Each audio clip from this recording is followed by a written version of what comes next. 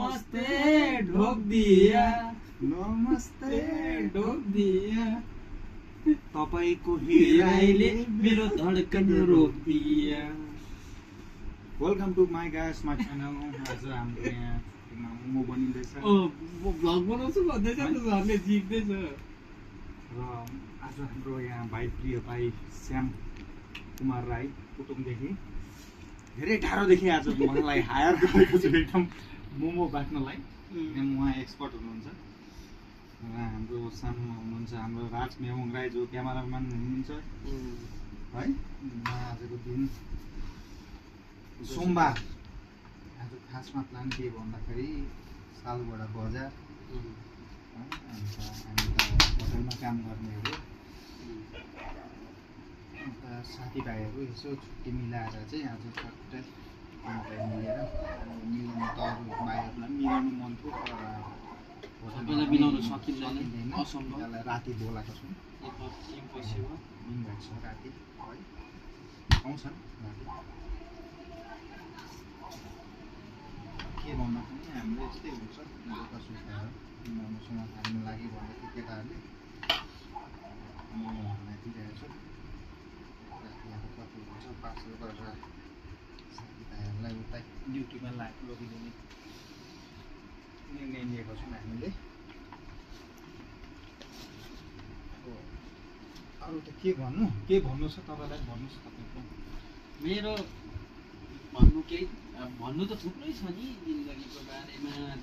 जिन्दगी के हो तपाईँको त्यो एकपल्ट त्यो के भन्छ उयो गरिदिनुहोस् न, के अरे त्यो तपाईँको त्यो कविता जस्तो कहिले होइन हौ, त्यो कविता जस्तो थिएन, के भन्थ्यो त्यसलाई, कुटुङमा खाएँ मैले झालमुरी, त्यो एकपल्ट मैले धेरै साल अगाडि भने अरू एकपल्ट अब यो मेरो फेसबुकको रिलमा जान्छ। साँच्ची नै हो, साँच्ची नै हो। नमस्ते धोकिया सुन्नुहोस् न मेरो अब उहाँ मेरो आदरणीय रेस्पेक्टेड फर्स्ट डियरेस्ट मेरो क्याप्टन हुनुहुन्छ है, मिस्टर एलेन जोन्सन लेप्चा। उहाँले चाहिँ काममा दह्रो चेप्छ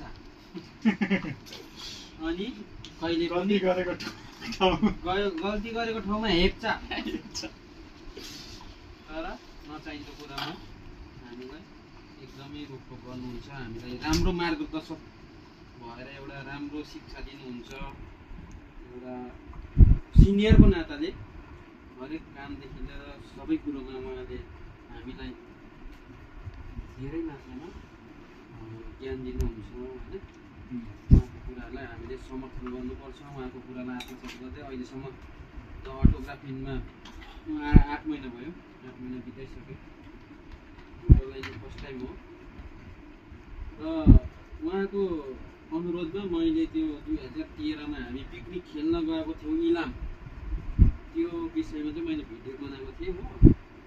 अनि त्यही म तपाईँहरू रेड बुल छ त्यही विषयमा म फेरि तपाईँहरूलाई उहाँको रिक्वेस्टमा है, उहाँको रिक्वेस्टमा म नकार्नु सक्दिनँ, मतलब मना गर्नु सक्दिनँ। त्यही भएर तपाईँहरू समक्ष म प्रस्तुत गर्न गइरहेछु, स्वीकारिदिनु होला। Focus camera. हामी पिकनिक खेल्न गएको थियौँ इलाममा भेटाएँ फलाम बोकेर पुगेँ म फिकलमा त्यही फलाम दिएर साटेँ मैले सिक्कल बोकेर पुगेँ पशुपतिमा त्यही सिक्कलले काटेर खाएँ नस्पति खाएर झऱ्यो मिरिकमा भयो चाँडाचिडी, मिरिकबाट अलिक तल झरे सौरेनीमा 1-2वटा भएको दारी जुगामा खौरे नि। त्यहाँबाट अलिक तल आइपुग्यो फुवागढीमा भयो पेट गडबडी अघि खाएको नस्पतिले। त्यहाँबाट अलिक तल आइपुग्यो सिङबोलीमा किनेर खायौँ ग्यास्ट्रिकको गोली, त्यसले पनि नभएर सिङबोलीबाट तल झऱ्यौँ घैयाबारीमा गाडी रोकेर सबैले बिगाऱ्यौँ चियाबारी बिगारेर तल पुग्यौँ मैनागोलाइमा भयो हल्का बोलाइ।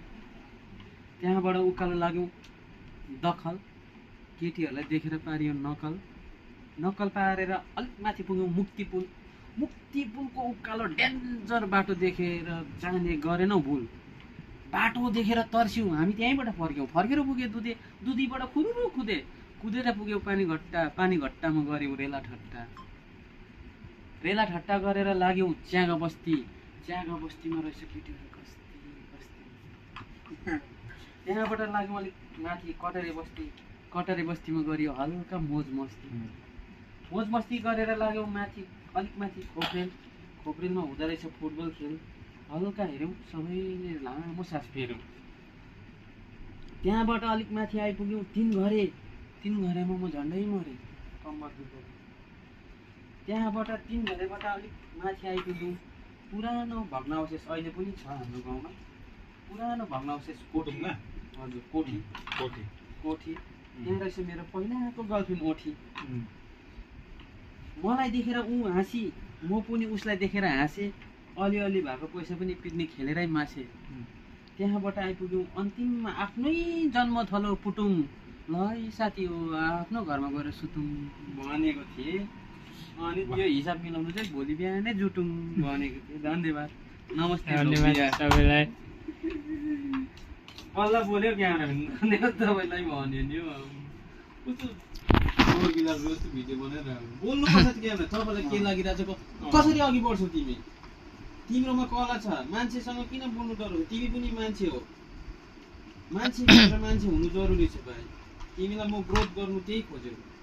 अलिकति डाइरेक्ट भनेर बोल्नु अलिकति मान्छे पिठो बिग्छ। बोल्नेको पिठो बिग्छ, नबोल्नेको चामल पनि बिग्दैन।